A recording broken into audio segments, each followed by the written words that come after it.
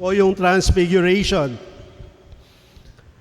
At isa si Pedro sa tatlong privileged disciples o alagad na nakasaksi noon, no?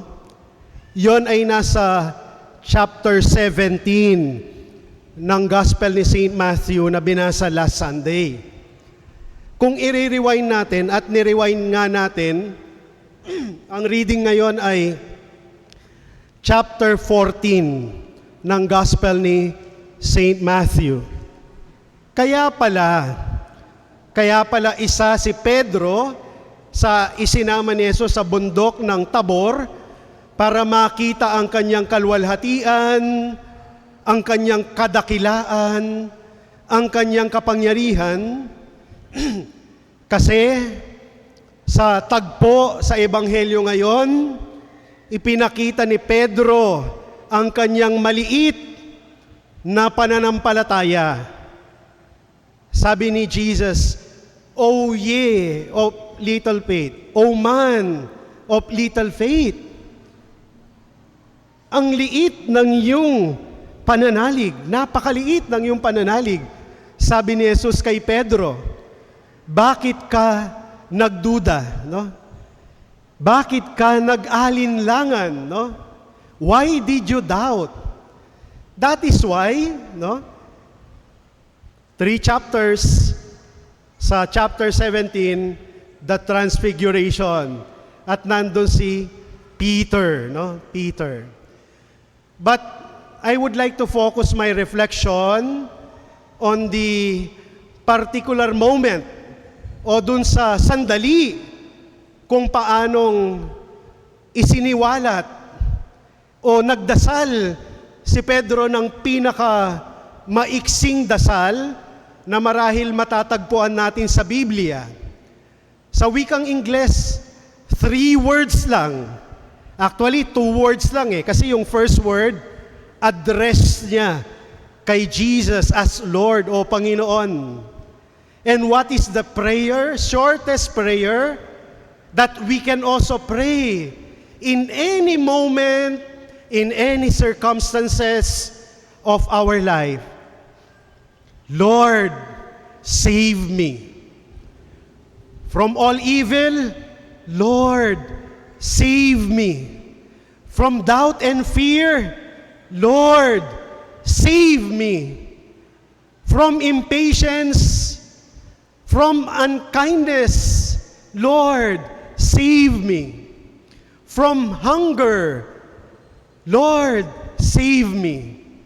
Di ba madaling tandaan yun Panginoon, sagipin mo po ako, no?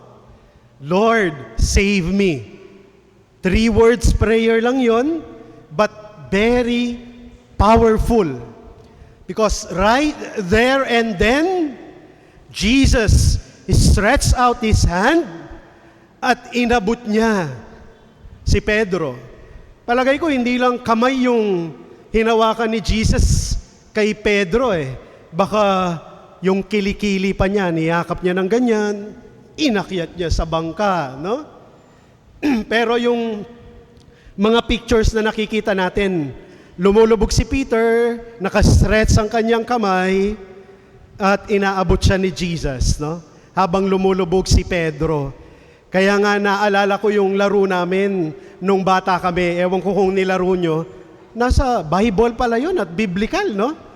Yung agawan base sa Tagalog yata yun pero sa probinsya namin medyo nakakatawa yung laro, tawag sa larong yun, tambubong.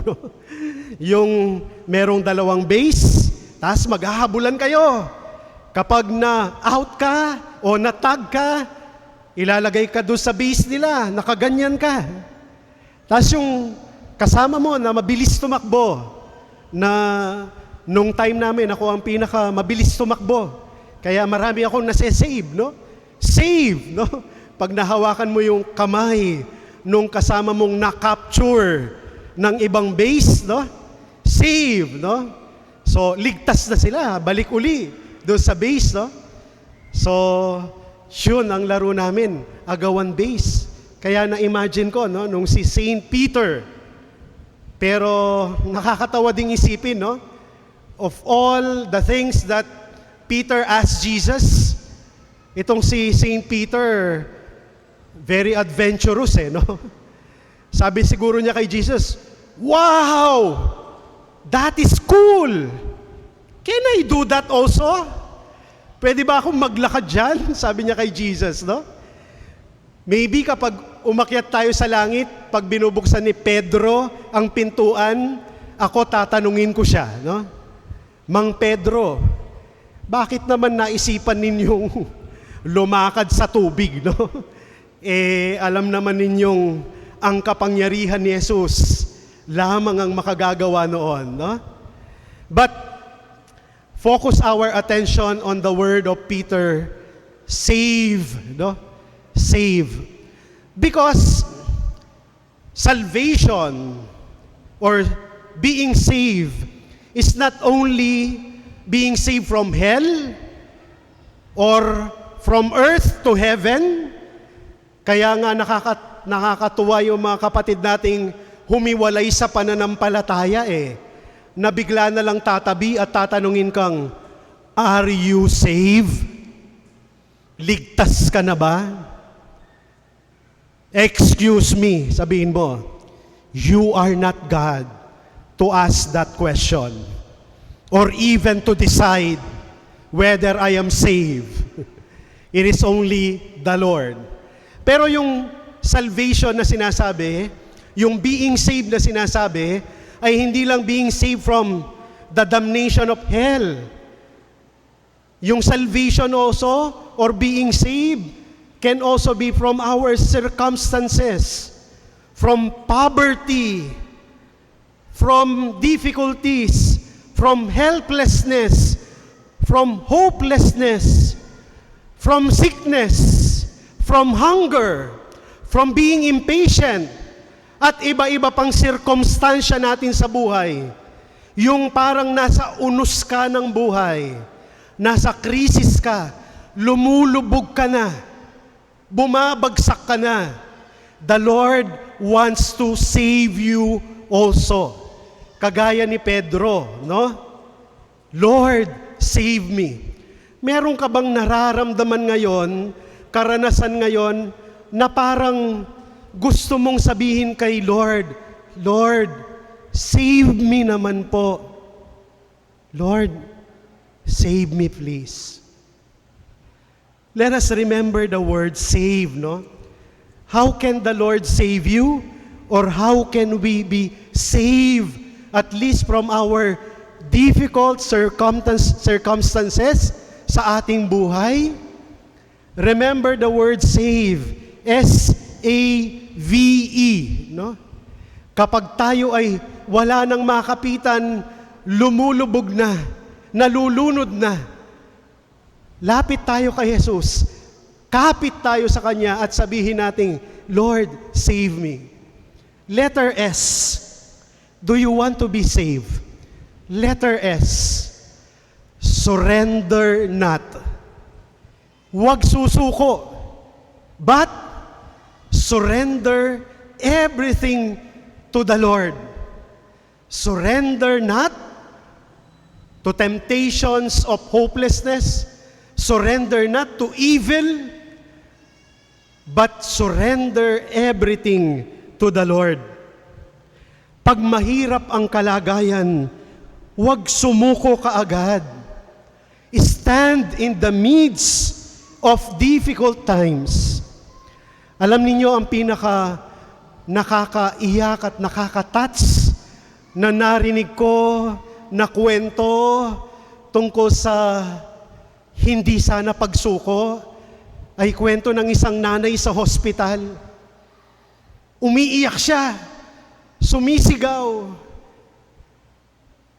Sinesermonan niya yung anak niyang bangkay na at malamig na. Sabi nung nanay, dun sa anak na namatay, "Anak, bakit ka naman sumuko? Hindi ako sumuko para sa iyo. Nilalaban kita. Ilalaban kita. Gagawin ko ang lahat. Pero bakit ka sumuko?" Bakit mo kami sinukuan? Siyempre, siguro oras na rin nung anak niya. Pero kung kaya pang lumaban, laban lang. Surrender not. Huwag sumuko. Isa sa mga hindi malilimutang sinabi ni Winston Churchill nung outnumbered sila at halos matalo na sila ng Germany nung merong giyera sa Europa. Sabi ni Sir Winston Churchill nung First World War, "We shall fight on the beaches, on the landing grounds, in the fields and in the streets. We shall fight in the hills. We shall never surrender. We shall never surrender." Sabi niya sa mga sundalo at mga nagtatanggol sa kanilang bansa. And indeed, they never surrender. So wag sanang sumuko kahit na mahirap ang kalagayan. Sapagkat darating ang tulong ni Jesus, aabutin niya tayo. Pangalawa, letter A, sana let us recognize, letter A, the affirming presence of those who will help us to be strong, to be good and kind. Makita natin o palibutan natin ang buhay natin ng affirming presence ng mga taong pinalalabas ang ating lakas ng loob at ang kabutihan ng ating kalooban. So para masagip ka, so that you may be saved from any difficult situation, palibutan mo ang sarili mo ng mga taong alam mong hindi ka nila ilulubog, kundi hahanguin, itataas, at ililigtas. Sabi nga ni Bo Sanchez sa isa sa kanyang mga reflection, do you spend more time with people to make you better, stronger, or those who make you worse and weaker?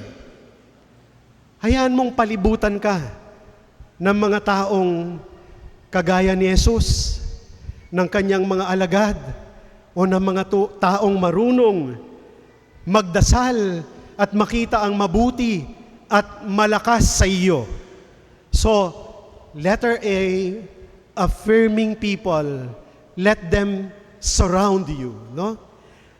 Pangatlo, letter V, of course, this is the main reason why Peter drowned.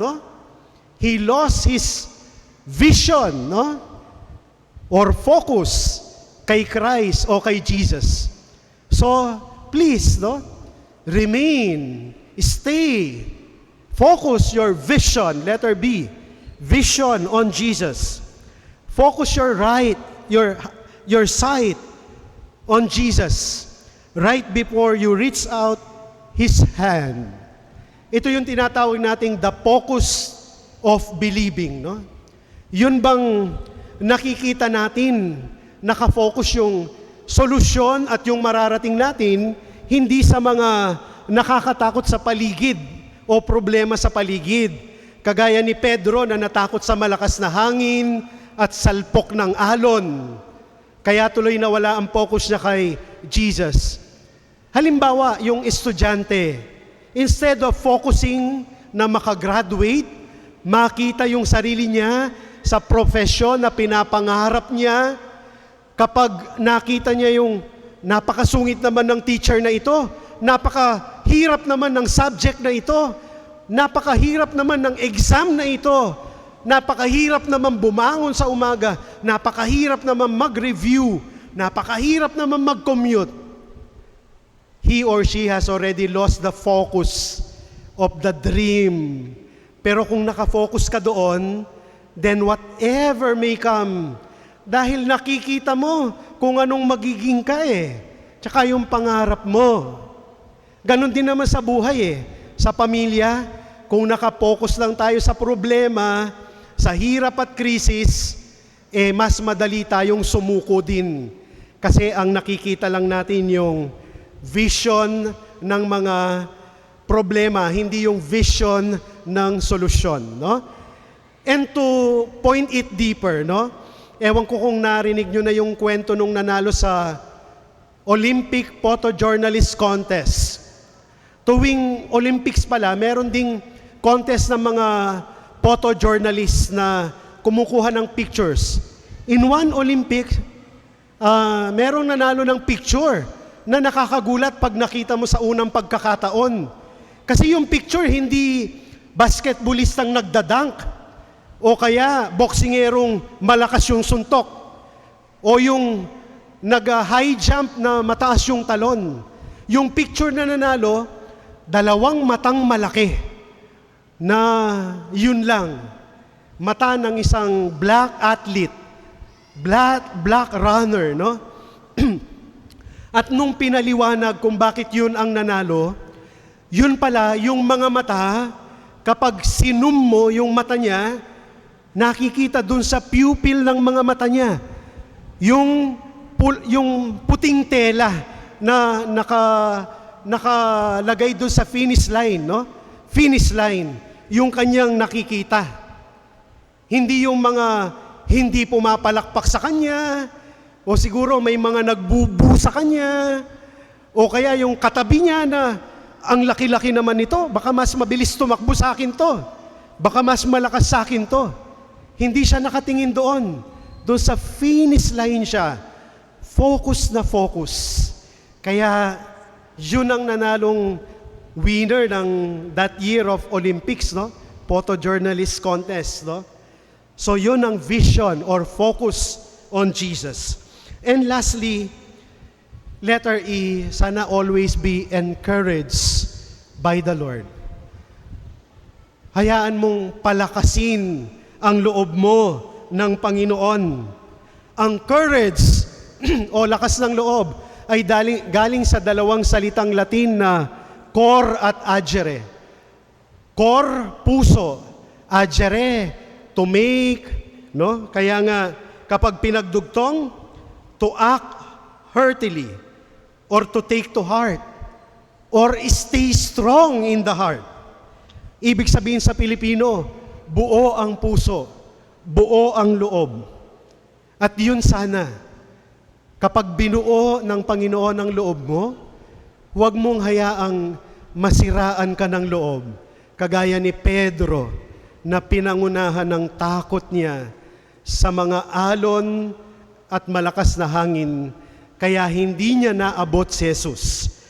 Pero nakahanda naman si Jesus na abutin siya sa sandali ng kanyang pagkatakot at pangamba.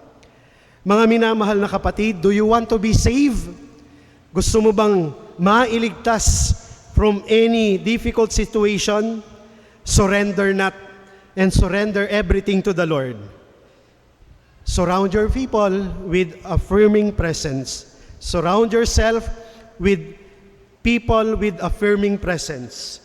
And of course, do not let go of your vision on Jesus and be encouraged by Him so that we may reach for our goal in heaven.